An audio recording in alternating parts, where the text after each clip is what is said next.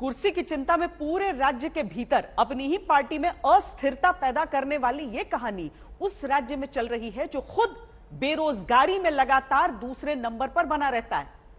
तब दस्तक देता एक सवाल यह भी है कि जितनी चिंता अपने पद, अपने कद और अपनी शर्तों की सरकार को रहती है, उतनी ही फिक्र बेरोजगारों को नौकरी देने में क्यों नहीं की जाती।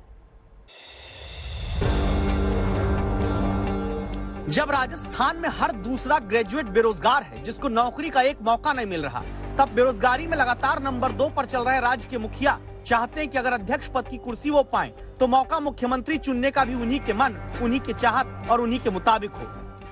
मैं कहाँ जा रहा हूँ, कहाँ नहीं जा रहा हूँ, वो तो समय बताएगा। अभी तो मैं कह रहा हूँ, मेरी इच्छा है मैं कहीं नहीं जाऊँ और रास्ते में अंदर रहूँ, मैं सेवा करने।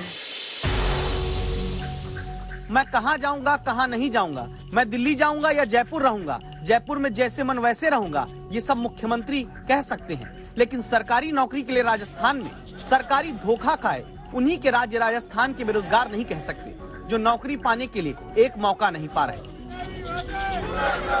अशोक गहलोत की सरकार कानी गूनी बहरी बनी बैठी है।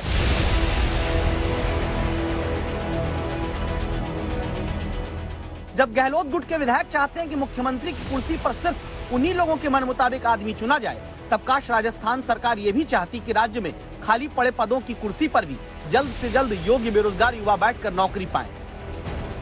सुनते होते तो 37 साल के हो चुके राजीव शर्मा और पुरुषोत्तम कुमावत को अब तक नौकरी मिल गई होती, जिन्होंने 2016 में टीचर एलिजिबिलिटी टेस्ट पास किया, लेकिन सरकारी सुस्ती ने आज तक इन्हें नौकरी नहीं लेने दी। लास्ट 6 साल से हम घूम ही रहे हैं, कभी कोर्ट के चक्कर लगा रहे हैं, कभी हम नेताओं के चक्कर लगा रहे हैं, बट हमको अभी तक इसका परमानेंट सॉल्यूशन नहीं मिला है। जिस राज्य में मुख्यमंत्री और उनके समर्थक विधायक ये कहते नहीं थकते कि वो पार्टी के समर्पित सिपाही हैं, जिस राज्य में गहलोत एंड गुट ये बताते नहीं थकता कि गांधी परिवार की वो सीधे सुनते हैं, वहाँ सिर्फ सीएम पद की कुर्सी के लिए नहीं बल्कि बेरोजगारों को नौकरी की कुर्सी देने में भी हाईकमान की बात को खारिज किया गया है। Rajasthan eligibility examination for teacher यानी रीट 2016 का रिजल्ट 2018 तक नहीं निकला था। 2018 में नया एग्जाम करा दिया गया तो कहा गया कि अब पुराने वाले एग्जाम से क्यों भर्ती करें। बेरोजगारों ने हाईकोर्ट के सिंगल और डबल दोनों बेंच में अपने हक की लड़ाई जीती।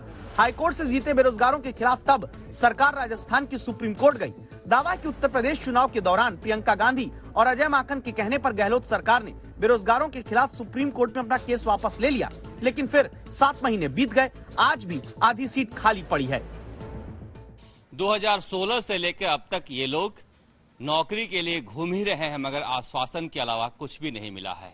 ये अकेले नहीं हैं, राजस्थान में आधा दर्जन भर्तियों का यही हाल है जो कोर्ट कचहरी में फंसी हुई है और सरकार आश्वासन के अलावा कुछ भी नहीं दे रही है।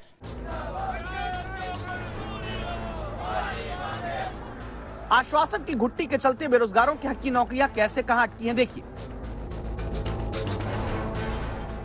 जिस राज्य में अपने मुताबिक सरकार और मुख्यमंत्री के लिए विधायक बसों में बैठकर कभी भी शक्ति प्रदर्शन दिल्ली तक हाईकमान को दिखा देते हैं, उस राज्य में 14 से ज्यादा भर्तियां अदालत की चौखट पर फंसी हुई हैं। न मुख्यमंत्री सांस लेते हैं, न उनके समर्थक विधायक। अगर अपनी कुर्सी जितनी चिंता राज्य के बेरोजगारों की कुर्सी के लिए होने लगती तो टोंक के काशी मीणा बेरोजगार नहीं होते।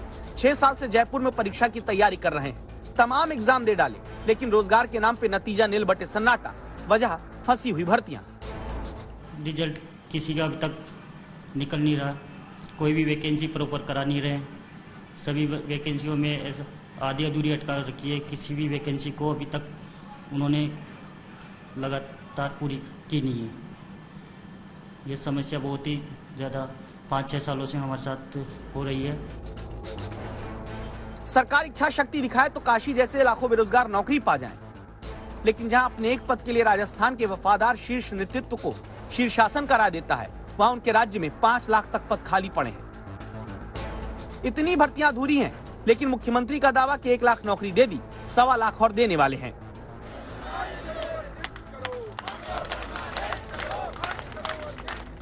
नौकरी अगर इतनी बट रही, फिर प्रदर्शन की नौबत क्यों है?